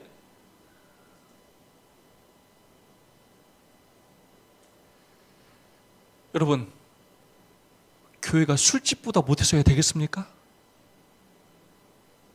자, 균형이 중요합니다. 하나님을 이성적으로 그리고 실질적으로 경험하는 것, 이 두 가지가 다 중요하다는 거예요. 초기교회 오늘날의 차이점이 있다면, 오늘날의 교회는 로마 카톨릭의 영향을 받아가지고 오히려 기관화됐어요. 초기교회는 64년부터 313년 동안, 13년까지 250년 동안 교회라는 건물이 없었어요. 그러니까 그들이 교회 간다라고 하는 건 건물을 가는 게 아니라 사람들을 만나러, 공동체를 만나러 가는 게 교회였어요. 근데 우리는 지금 교회 간다면 어디 가는 거예요? 건물에 오는 거야. 마치 천주교인들이 미사를 하는 거하고 똑같아. 그냥 천주교는 다 건물이 화려해. 화려해. 건물로 사람을 압도해야 돼. 분위기로 압도해야 돼. 말은 못해. 근데 우리 교회는 원래 그런 곳이 아닌데, 우리가 지금 누구 따라갔다고요? 천주교 따라갔어. 말을 못해. 말할 기회를 안 줘. 마치 미사를 드리는 것 같아, 우리가. 회중은 교회를 구성하는 소그룹이라는 이 대신에 회중이 모든 것이라는 개념으로 확장되었고, 회중은 곧 교회였고 교회는 곧 제국이었다. 관계적인 교회에서 제도기적인 교회로 완전히 변절했다는 거예요. 언제부터 한국 재림교회 성장이 드러내냐. 놀랍게도 목회자가 각 교회 상주하면서부터 종교적인 약골로 변화됐어요. 평신도들이 오히려 교회를 맡았을 때 훨씬 부흥했는데, 목사가 맡으면서부터 이제 목사에게 그 일을 다 맡기면서 평신도들이 일하지 않기 시작했어요. 미국에서 시작된 우리 교회도 마찬가지예요. 50년 동안 목사의 수가 부족했어요. 그래서 평신도들이 돌봤습니다. 그때 훨씬 더 교회가 성장했다는 것입니다. 목사들이 많아지고 목사들이 교회를 맡으면서 목사 의존적인 교회로 변화되었고, 교회 성장이 둔화되었고, 종속적이고 정체되는 회중들을 양산하게 되었다는 거예요. 자, 그래서 저는 우리 재림교회가 마치 이 그림 같아.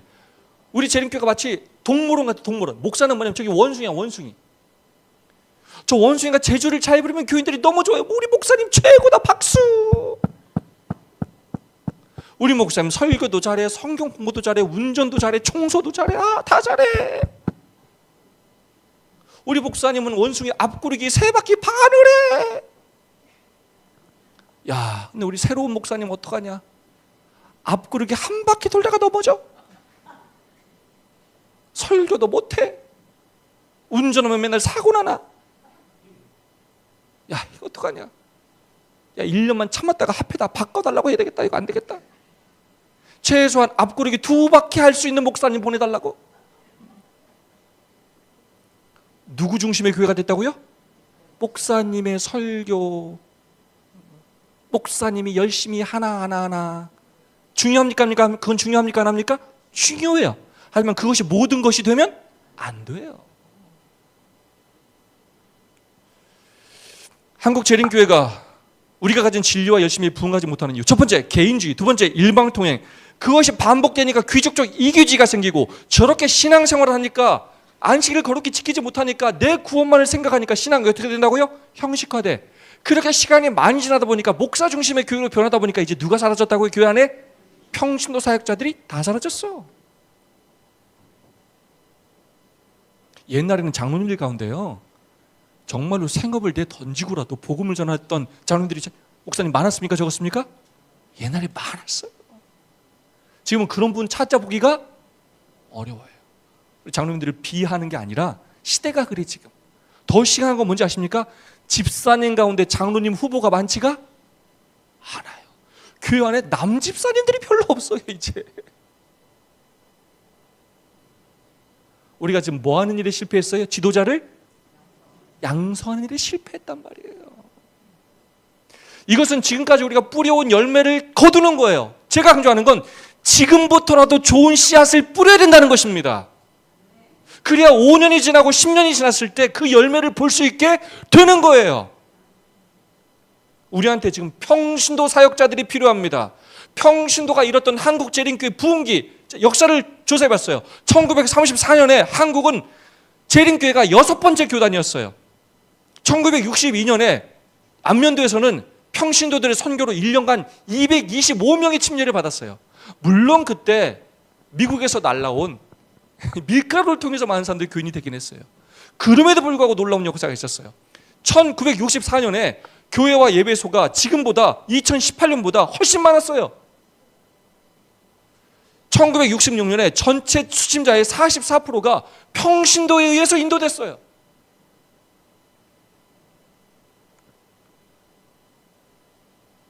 침례의 가장 큰 동력은 평신도들의 전도였어요.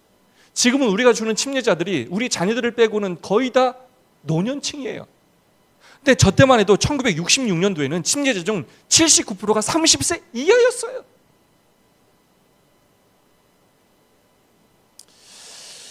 네, 우리가 지금 우리의 선교 정신을 잃어버렸어요. 이것을 회복해야 합니다. 읽어볼까요? 시작.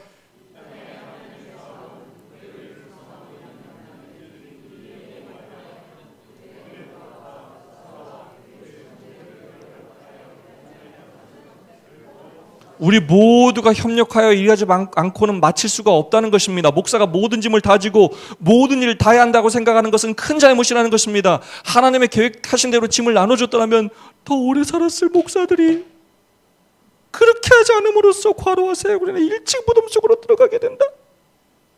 제가 빨리 죽을지 모르겠어요. 신자들을 교육하여 짐을 나누어지게 하여야 한다. 이걸 가능하게 하는 게 뭐라고요? 소그룹이에요. 목회자, 비의존적인 교회가 필요합니다. 평신도 중심의 교회가 필요해요. 그러려면 우리 재림교회 역사를 알아야 합니다. 우리 재림교회는 감리교 영향을 많이 받았어요. 왜냐? 엘렌 G. 화이트이 감리교 출신이었어요. 엘렌 G. 화이트이 감리교에서 우리 교회로 넘어올 때 감리교에서 하는 소그룹의 형태를 우리 교회에 가져왔어요. 감리교회가 두 가지 형태의 소그룹이 있어요. 첫 번째 뭐냐면 지도자들이 모이는 밴드라는 소그룹이 있었고, 두 번째 우리처럼 안교반처럼 모든 사람이 참여하는 속회, 클래스 미팅이라는 모임이 있었어요. 그 클래스 미팅을 우리 재림교회에 가져왔고, 영적 친교 모임이라는 이름으로 소그룹이 그렇게 우리는 활성화되었습니다.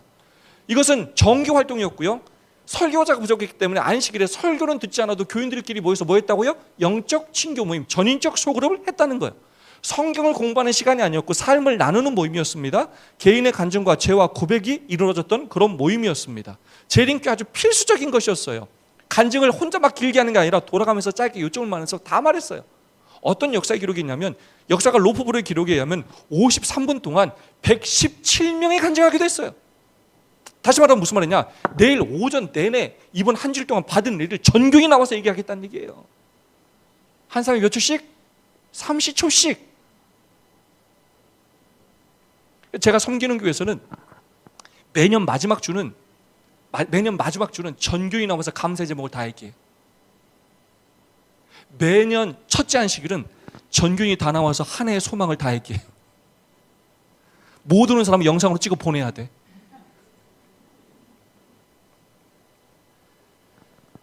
모든 사람이 간증할 수 있게 만들어야 합니다. 그 후에 우리에는 영적 친교 모임을 가졌다. 많은 간증이 나왔고 많은 고백들이 흘러내리는 눈물 속에 이루어졌다. 오늘 아침 5시 영적 친교 모임은 우리가 가진 중에 최고였다. 형제가 형제에게 무릎을 꿇고 죄를 고백하였다. 거기에는 상한 10년간 눈물, 용서와 기쁨이 있었다. 여러분, 우리 재림교회가 기도회가 거의 사라졌어요. 옛날에 그 많던 기도회가 지금 찾아볼 수가 없어. 여러분 한번 생각해 보세요.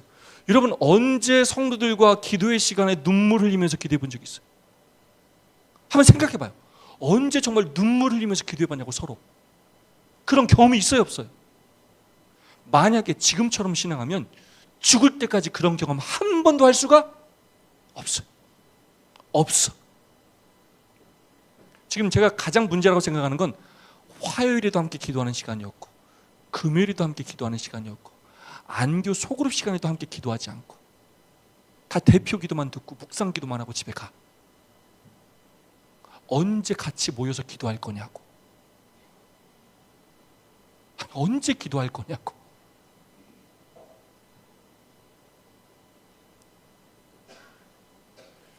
지금 연말 기도주일에 아침에 목사님 그래도 나누는 시간을 조금씩 갖고 있죠?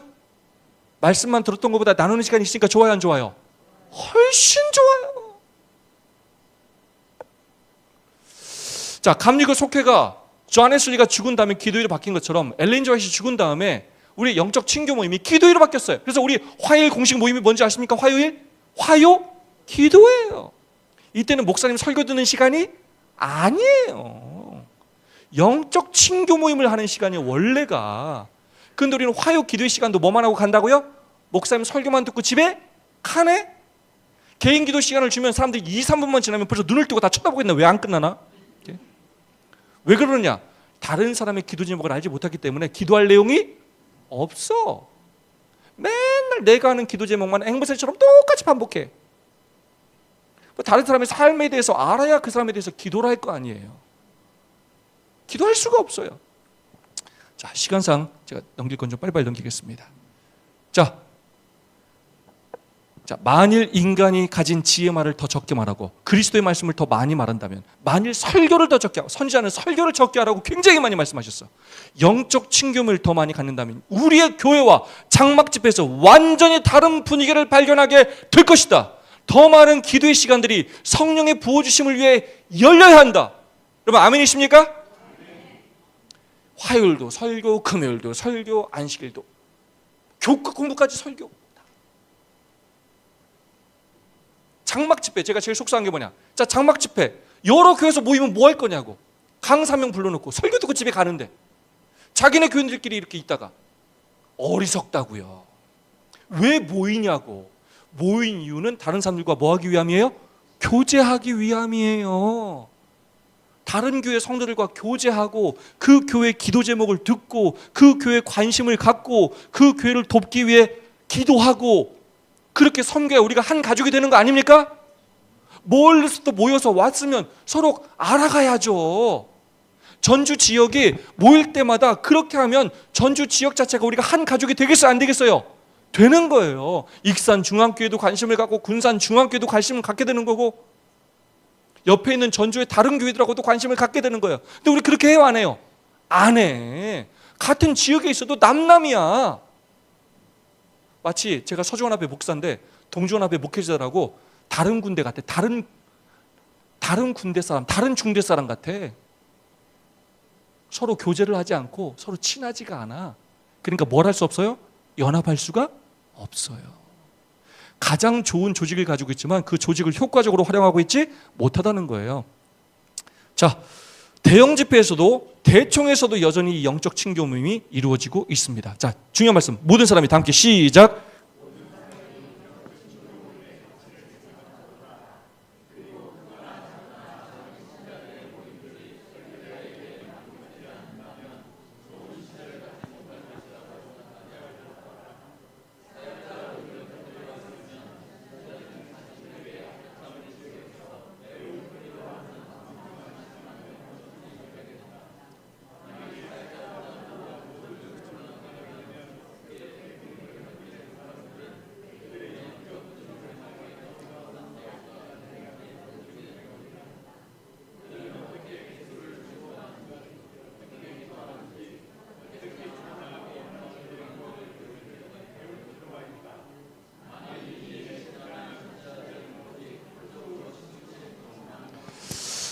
이 말씀 굉장히 위대한 말씀이에요.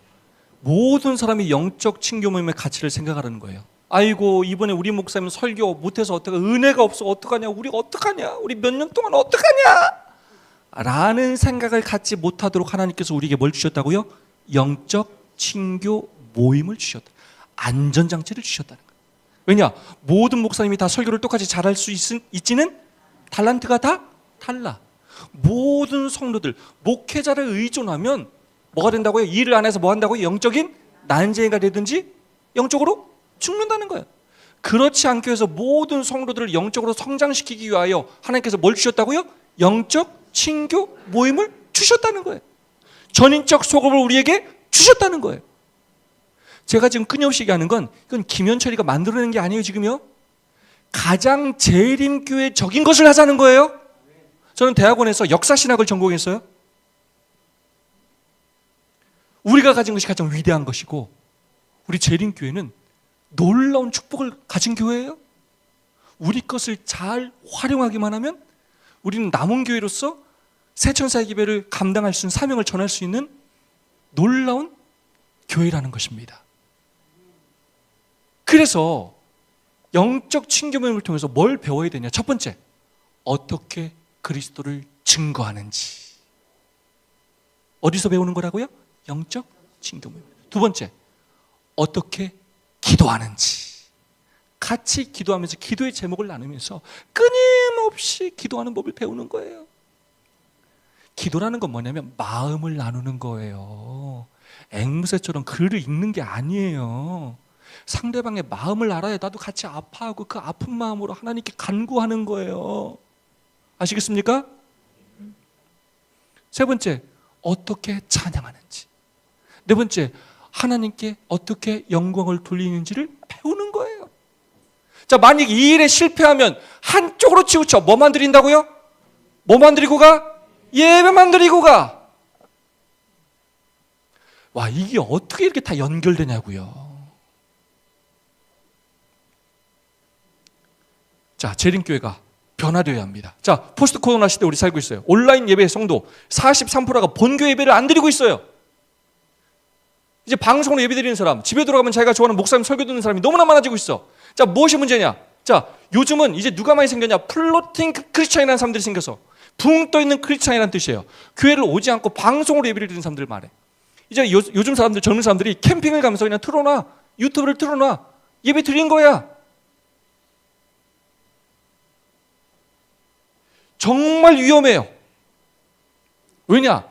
진짜 신앙은 안식일을 지키는 건 설교만 듣는 걸 말하는 게 아니고 교회에서 함께 첫 번째 누굴 섬기고 하나님을 섬기고 두 번째 누굴 섬기고 성도를 섬기고 세 번째 누굴 섬겨야 돼요? 이웃까지 섬기는 게 신앙이고 그게 안식일을 지키는 거예요. 우린 자꾸 설교만 들으면 11시에 와서 설교를 들으면 안식일을 지켰다고 자꾸 생각한단 말이죠. 그래서 이제 안식일 학교도 다 발로 차버리고 자, 우리 재림교회가 이 재림말 같은 이런 시스템이 있는 건 굉장히 자랑스러워, 훌륭해, 대단해. 우리 재림교회 훌륭한 목사님들을 통하여 뭐 교과 공부, 화요일 설교, 금요일 설교 제공하는 거 너무나 좋아. 온라인 예배가 필요 없다, 이런 게 필요 없다는 얘기가 아니에요. 근데 이게 최선입니까? 확실해요? 저는 무슨 생각을 하냐면 저는 코로나 때가 생각이 나. 코로나 때 여러분 아주 심할 때 몇 명까지 모일 수 있었을까요?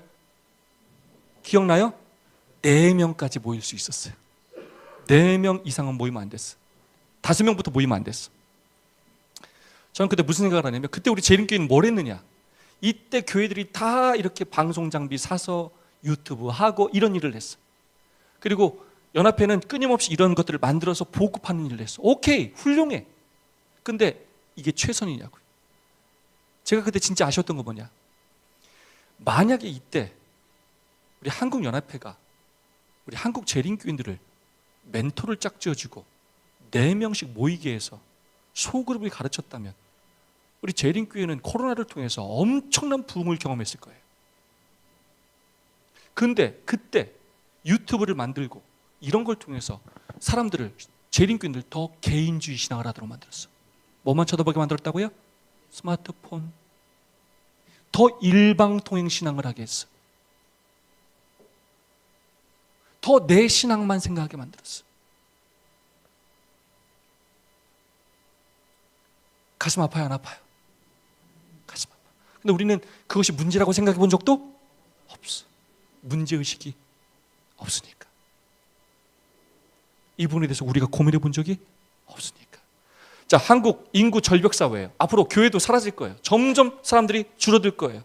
자, 히브리서의 말씀입니다. 서로 돌아보아 사랑과 선행을 격려하며 모이기를 피하는 어떤 사람들의 습관과 같이 하지 말고 오직 권하여 그날이 가까움을 볼수록 더욱 끓여라는 것입니다. 마지막 날이 가까울수록 더욱 뭐 해야 한다고요? 모이기를 힘써야 한다는 것입니다. 온라인 예배가 필요 없다는 게 아니야. 하지만 궁극적으로 그런 것들은 브릿지 역할을 하는 것이고 결국 교회에 함께 모여서 직분과 직책을 가지고 서로 하나님을 섬기고 성도를 섬기고 이웃을 섬기면서 이웃들의 삶에 파고 들어가서 그들을 인격으로 전도하는 일이 필요하다는 거예요. 그래야만 복음을 전할 수 있다는 것입니다. 궁극적으로 가족이 되지 않으면, 운명 공동체가 되지 않으면 함께 하늘나라에 갈 수가 없다는 거예요. 마지막 큰 흔들림이 있어요. 큰 위기가 있어요. 그때 뿌리가 든든하지 않은 사람들은 다 떨어져 나갈 거예요. 자, 이건 제가 청암학교 교회 있을 때, 전전 교회 있을 때 안식일 소그룹 시간이에요. 9시 50분부터 10시 40분까지 했던 소그룹 시간이에요. 청암학교 교회는 강당에 예배를 드리는데 이쪽은 교사만 있고 이쪽은 교사만 앉고 이쪽은 학생만 앉아. 제가 처음에 갔더니 서로 한마디도 하지 않아. 학생들은 설교배 끝나면 영어 수학을 배우기에 없고 교사와 직원은 억지로 오기 싫은데 안식일날 여기 잡혀와서 앉아 있는 거야. 근데 제가 가서 처음에 부임했을 때 제가 처음으로 선포한 게, 저는 이곳을 교회로 만들겠다. 학교 교회니까 원래 이렇다는 말을 하지 말라. 나는 이곳을 교회로 만들든지 내가 이곳을 떠나든지 둘 중에 하나만 하겠다. 그래서 가자마자 소그룹 교육을 시키고 한마디도 하지 않던 교사와 학생들, 직원들 섞어서 저렇게 소그룹을 구성해서 소그룹을 하게 했어요. 그랬더니 저분들이 진짜 한 가족이 돼가지고 얼마나 치료되는지 몰라요. 저 소그룹을 통해 정말로 많은 영혼들이 구원받게 되었어요. 이건 제가 인천 세천사교회 부임해서 2019년에 부임해서 3월 한 달 동안 이 세미나를 하고 4월 첫째 주 화요일 저녁에 저게 모여서 지금 소그룹 하고 있는 거예요. 화요일 저녁에 교회에서. 이건 안식일에 소그룹 보이세요. 저기 박현선 집사님 보이시네요.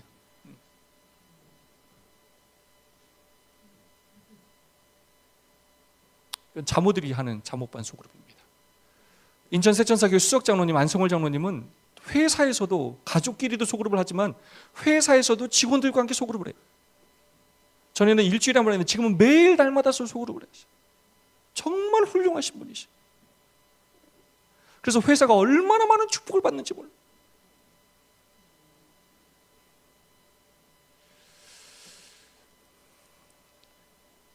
직접 모이지 못할 때 주중에는 줌으로 꼭 한 번씩 소그룹을 다 하게 하고, 네. 그래서 수요일에는 줌으로 다 소그룹을 해요. 코로나 때부터. 책가방도 만들어주고 노래식도 만들어주고 활동 보고서도 만들어주고 말씀 묵상부터 만들어주고 세세한 것들은 내일 더 살펴보도록 하겠습니다. 홈페이지도 만들어서 삶을 나누고 말씀을 나눌 수 있는 도구로 사용하고,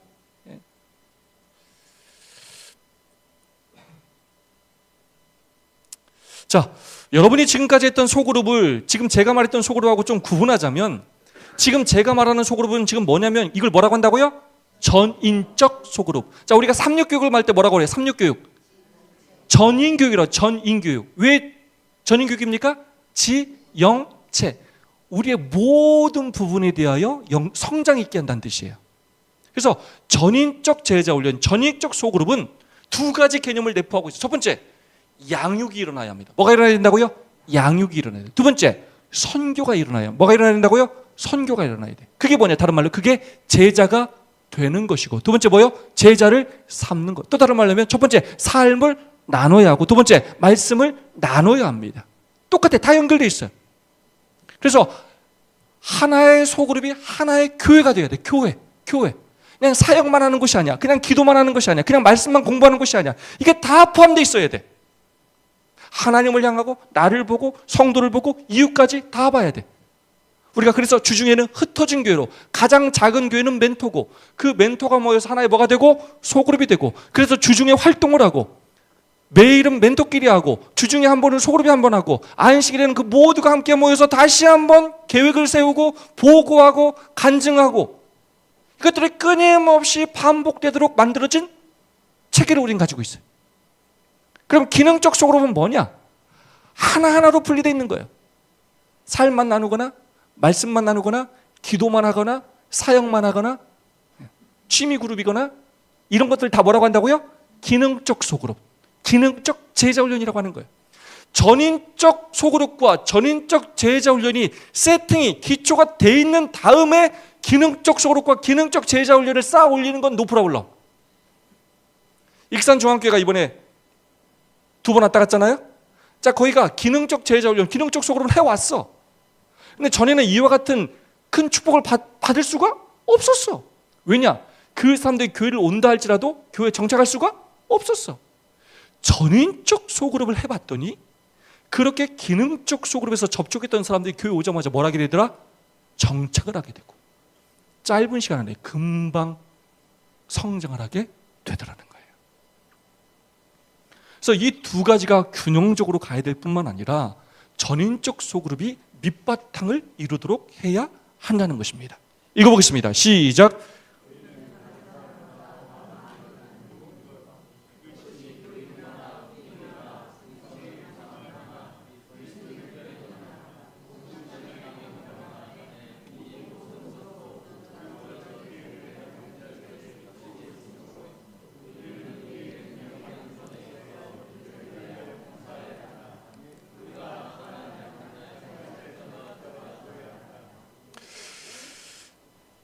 제가 이렇게 열을 내고 여러분한테 이렇게 늦은 시간까지 이렇게 오랫동안 얘기하는 이유는 하나님께서 저에게 주신 것을 나누고 싶어 하기 때문이에요.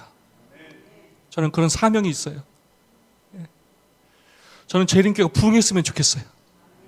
진심이에요. 우리 성도들이 이렇게 열심히 신앙생활하는데 그에 합당한 아름다운 열매를 봤으면 좋겠어요.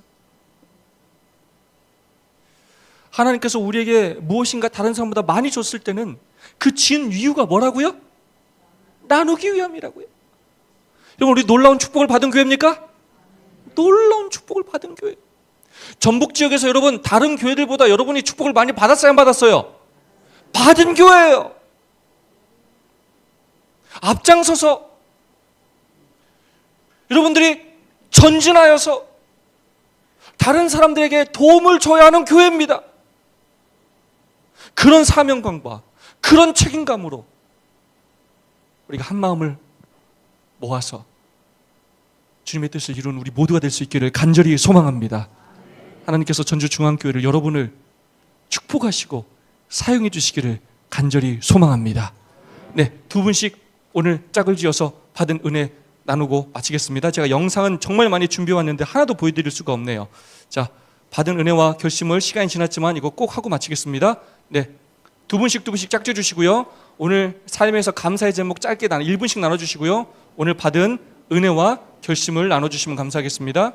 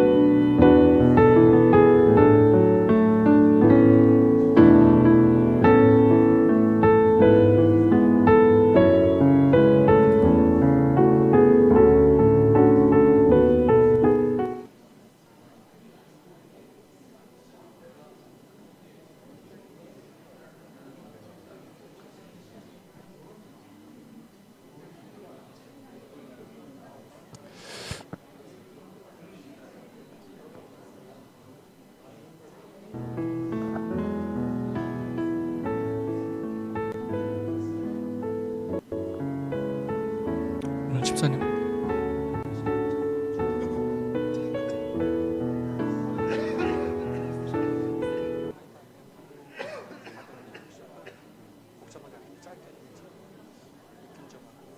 기억이 남는 것 같습니다. 30초 하셔도 괜찮아요. 시간은 많지 않아서.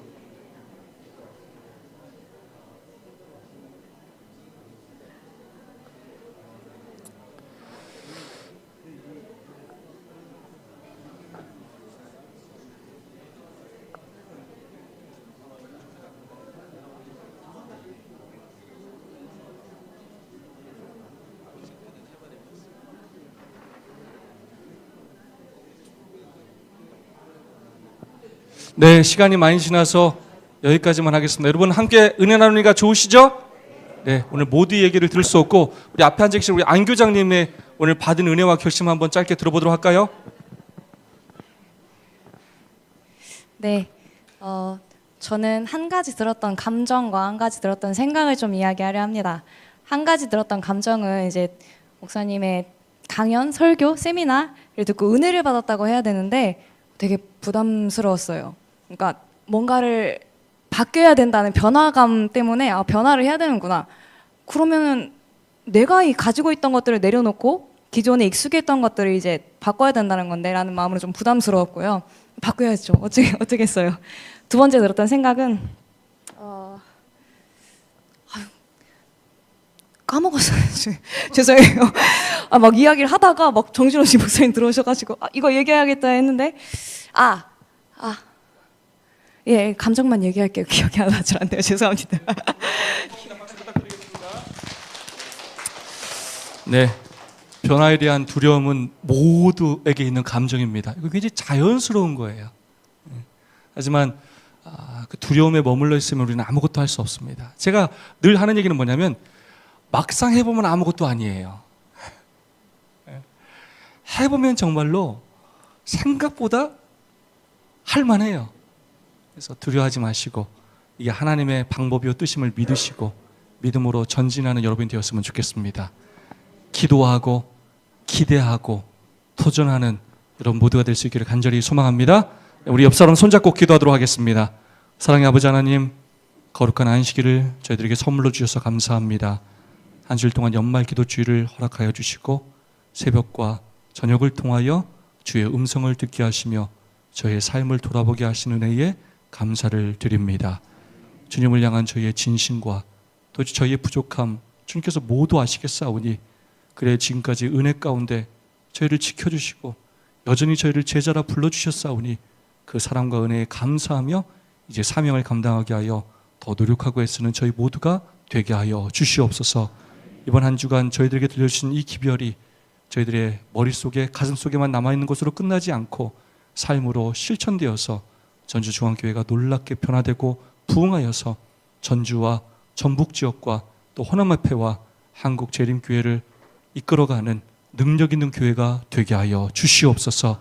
이 밤길 안전하게 돌아갈 수 있도록 지켜주시고 편안한 심으로 함께하여 주시고 내일 안식일 모든 성도들 기쁜 마음으로 모일 수 있도록 축복해 주시옵기를 예수님 이름으로 간절히 기도하옵나이다. 아멘.